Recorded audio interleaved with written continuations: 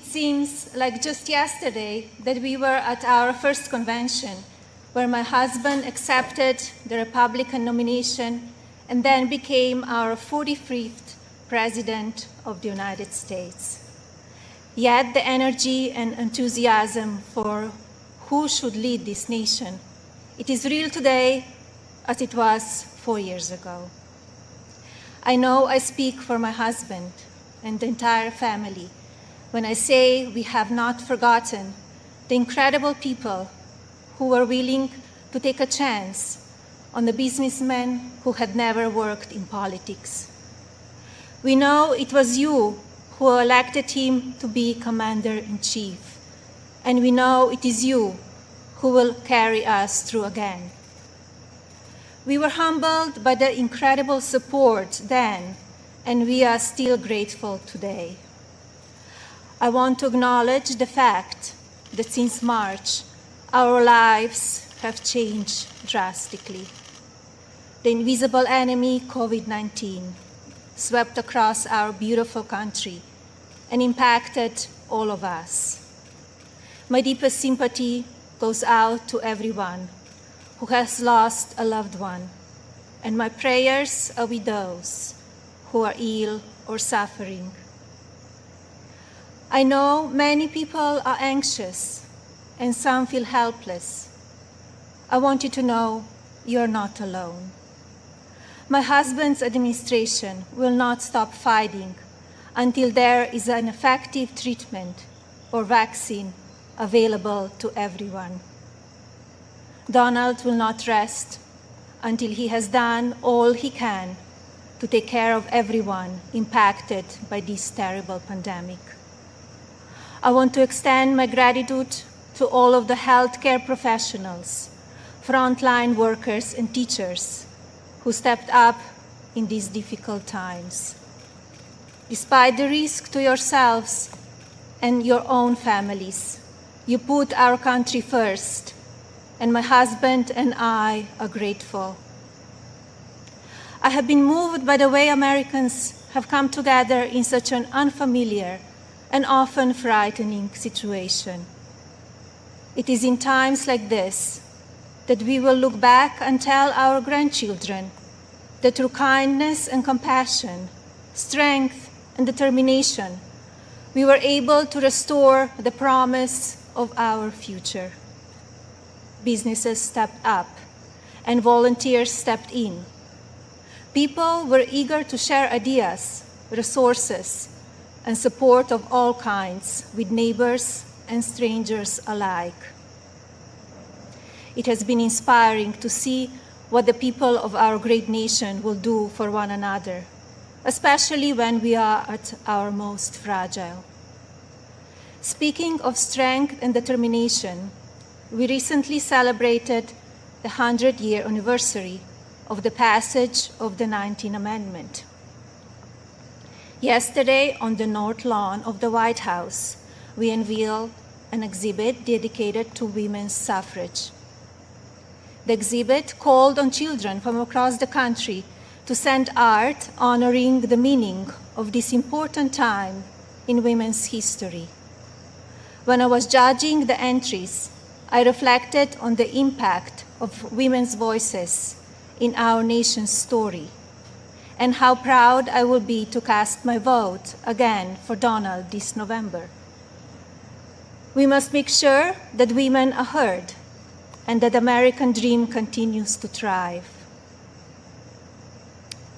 Growing up as a young child in Slovenia, which was under communist rule at the time, I always heard about an amazing place called America, a land that stood for freedom and opportunity. As I grew older, it became my goal to move to the United States and follow my dream of working in the fashion industry. My parents worked very hard to ensure our family could not only live and prosper in America, but also contribute to a nation that allows for people to arrive with a dream and make it reality. I want to take the moment to thank my mother and father for all they have done for our family, It is because of you that I'm standing here today.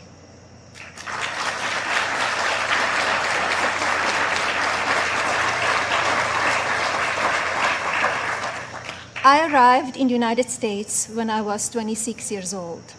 Living and working in the land of opportunity was a dream come true, but I wanted more. I wanted to be a citizen. After 10 years of paperwork and patience, I studied for the test in 2006 and became an American citizen.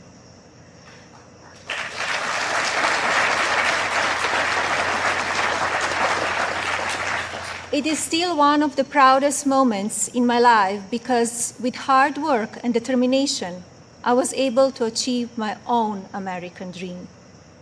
As an immigrant and a very independent woman, I understand what a privilege it is to live here and to enjoy the freedoms and opportunities that we have. As First Lady, I have been fortunate to see the American dream come true over and over again.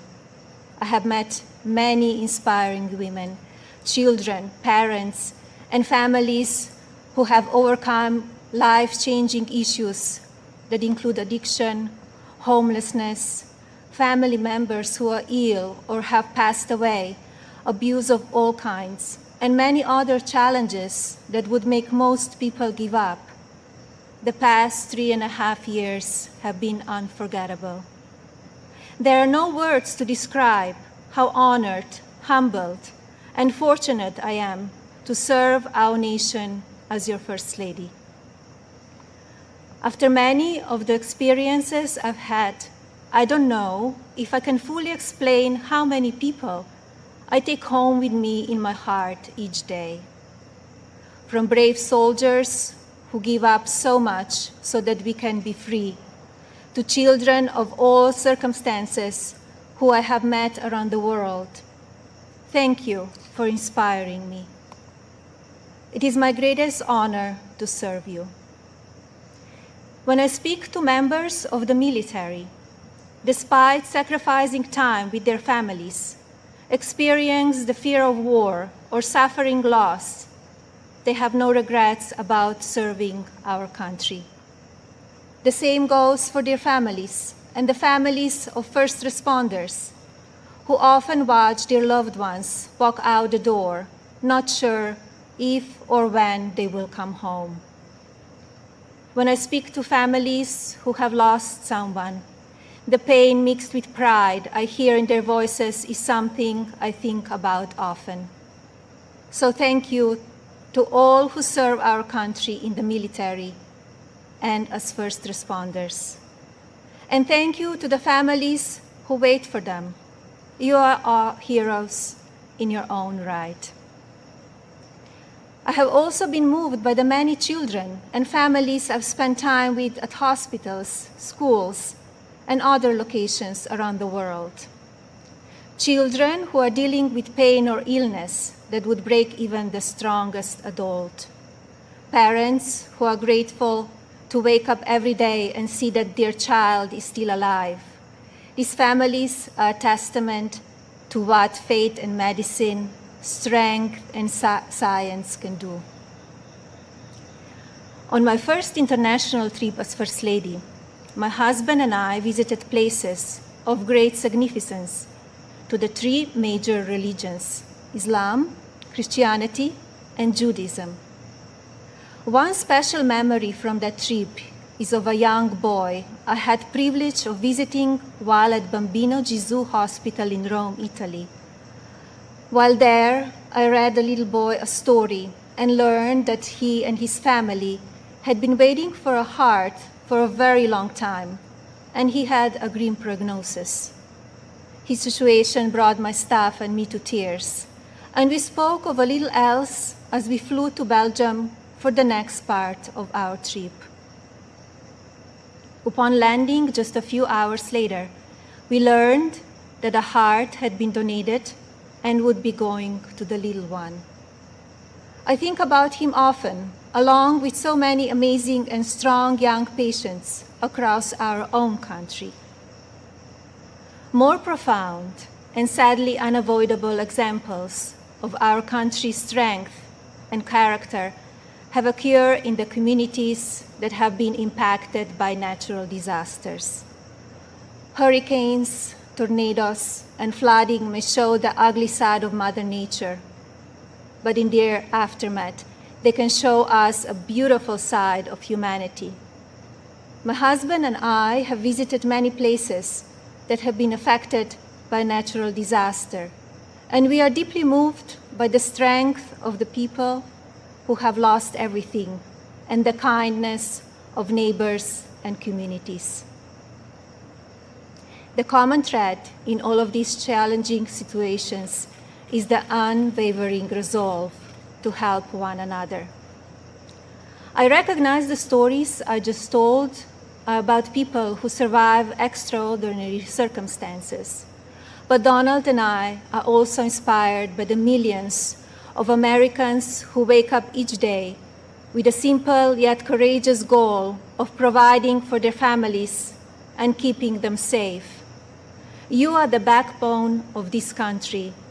You are the people who continue to make the United States of America what it is, and who have the incredible responsibility of preparing our future generations to leave everything even better than they found it. Just as you are fighting for your families, my husband, our family, and the people in this administration are here fighting for you.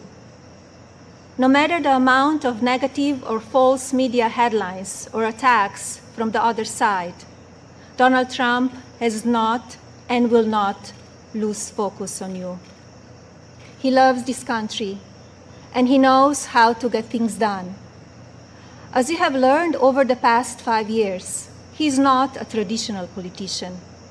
He doesn't just speak words. He demands action, and he gets results. The future of our country has always been very important to him, and it is something that I have always admired. In fact, it is to help ensure a better future for our next generation that I launched Be Best, my initiative to help children achieve their fullest potential. Be Best has one simple goal: teaching youth about the importance of their well-being, both mentally and physically. This also includes understanding online safety and the dangers of opioid and drug abuse. Through Be Best, my office and I have been able to highlight people, programs, and organizations that are doing extraordinary things in our country and around the world. I continue to believe that by shining a light on these positive examples, others across the country and globe will become inspired to do their part for our next generation. Helping children is not a political goal. It is our moral imperative. When I think back to a defining moment of Be Best, my mind goes to a trip I took to Africa.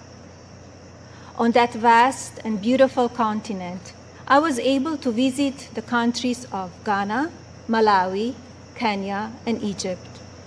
One of those visits, in particular, had a profound impact on me. Ghana, on the coast of West Africa, was the first stop on my trip, and I experienced firsthand its warm people and their traditions. While there, I visited the Cape Coast Castle and learned more about the beginning of a cruel and often deadly journey in the era of the slave trade. I was horrified when I listened to the guide tell me so many inhumane stories, and I gained new perspectives. It is time in our history we must never forget, so that we can ensure that it never happens again. Like all of you, I have reflected on the racial unrest in our country. It is a harsh reality that we are not proud of parts of our history. I encourage people to focus on our future while still learning from our past. we must remember that today we are all one community comprised of many races, religions, and ethnicities. Our diverse and storied history is what makes our country strong, and yet we still have so much to learn from one another. With that in mind, I like to call on the citizens of this country to take a moment, pause, and look at things from all perspectives. I urge people to come together in a civil manner so we can work and live up to our standard American ideals. I also ask people to stop the violence and looting being done in the name of justice, and never make assumptions based on the color of a person's skin. Instead of tearing things down, let's reflect on our mistakes, be proud of our evolution, and look to our way forward. Every day, let us remember that we are one nation under God, and we need to cherish one another. My husband's administration has worked to try and effect change when it comes to issues around race and religion in this country. He is the first president to address a special session of the United Nations General Assembly to call upon countries across the world to end religious persecution and honor the right of every person to worship as they choose. He has made substantial investments in our historically Black colleges and universities. This president also continues to fight for school choice, giving parents more options to help their children flourish. My husband knows how to make a real change. From the day that I met him, he has only wanted to make this country the best it can be. For many years, I watched him grow concerned and frustrated, and I'm so proud to see the many things he has done in such a short time. America is in his heart. So while at times we only see the worst of people and politics on the evening news, let's remember how we come together in the most difficult times. And while debate rages on about issues of race, let's focus on the strides we have made and work together for a better tomorrow for everyone. Our administration has also devoted historic resources and produced life-saving results by raising awareness around opioid addiction and drug abuse, especially for children. When so often the headlines are filled with gossip, I want to take this moment to encourage the media to focus even more on the nation's drug crisis. This disease is one that affects everybody. It pays no attention to race, age, or socioeconomic status. Addiction has touched every part of our society in some way. And now, more than ever, we have programs and medicine to combat it. We just need to talk about it openly. And you, the media, have the platforms to make that happen. To the media industry and as a country, I ask that we all commit to helping in our fights against drug addiction by talking about it even more. Especially as we battle the COVID pandemic, we need to remember that suicides are on the rise as people who are struggling with loneliness and addiction feel they have nowhere to turn. Parents, please talk to your children. Teachers and caregivers, pay attention to signs of addiction.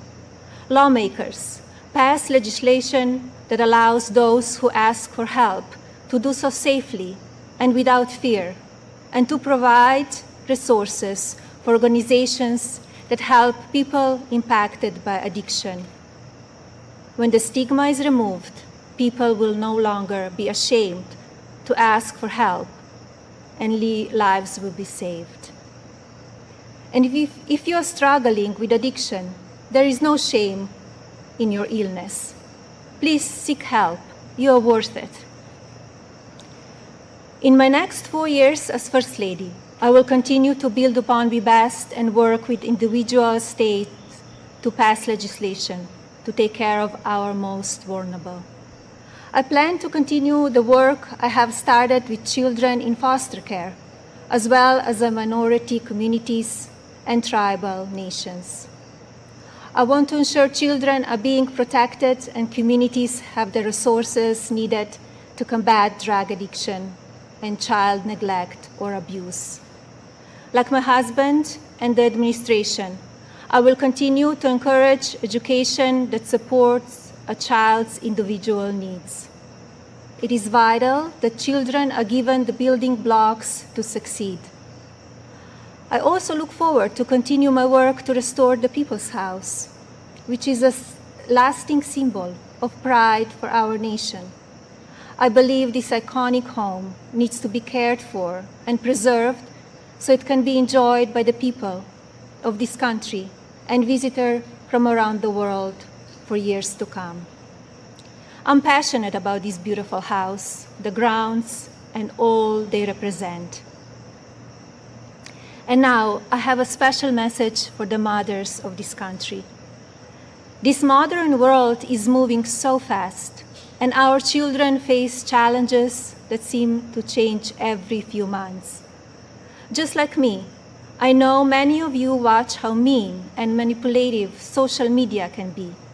And just like me, I'm sure many of you are looking for answers how to talk to your children about the downside of technology and their relationships with their peers.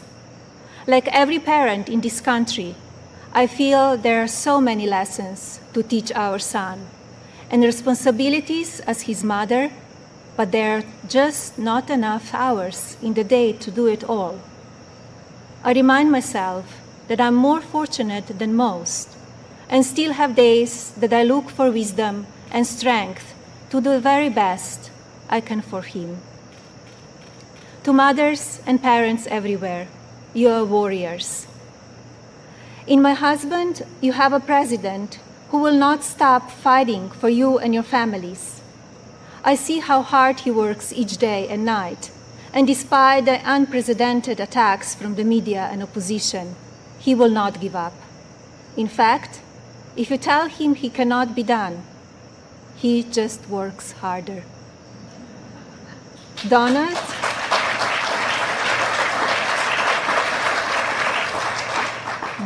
is a husband who supports me in all that I do. He has built an administration with an unprecedented number of women in leadership roles and has fostered an environment where the American people are always the priority. He welcomes different points of view and encourages thinking outside of the box. I know I speak for my husband and the family when I say we are so grateful that you have trusted him to be your president, and we will be honored to serve this incredible country for 4 more years.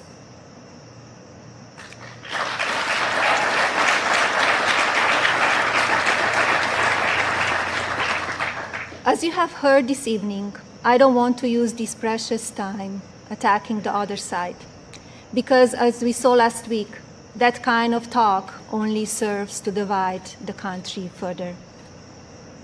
I'm here because we need my husband to be our president and commander-in-chief for 4 more years.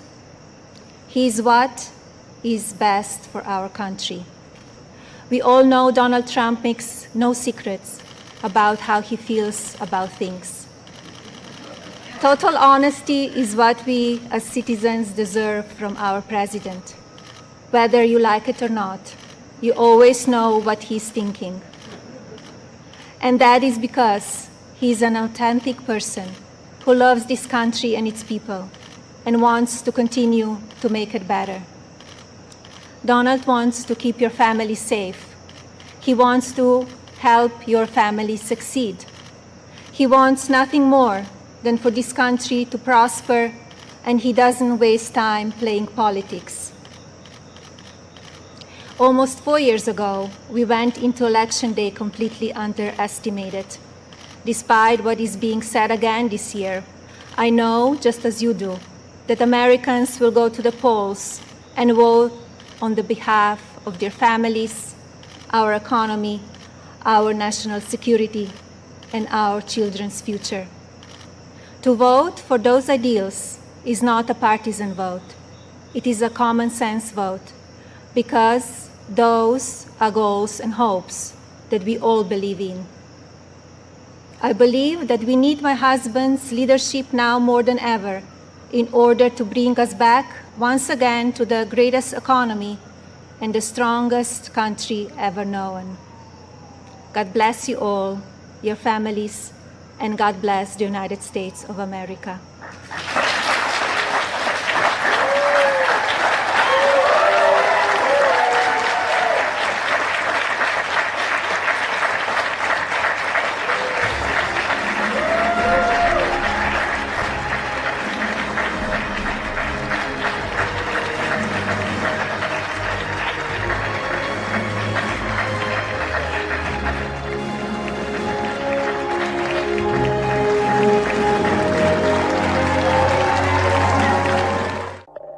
Se ti piace il nostro lavoro, lascia un like, iscriviti al nostro canale o blog. Unisciti al nostro canale Telegram per essere informato anche in caso di nuova censura. Where we go one, we go all.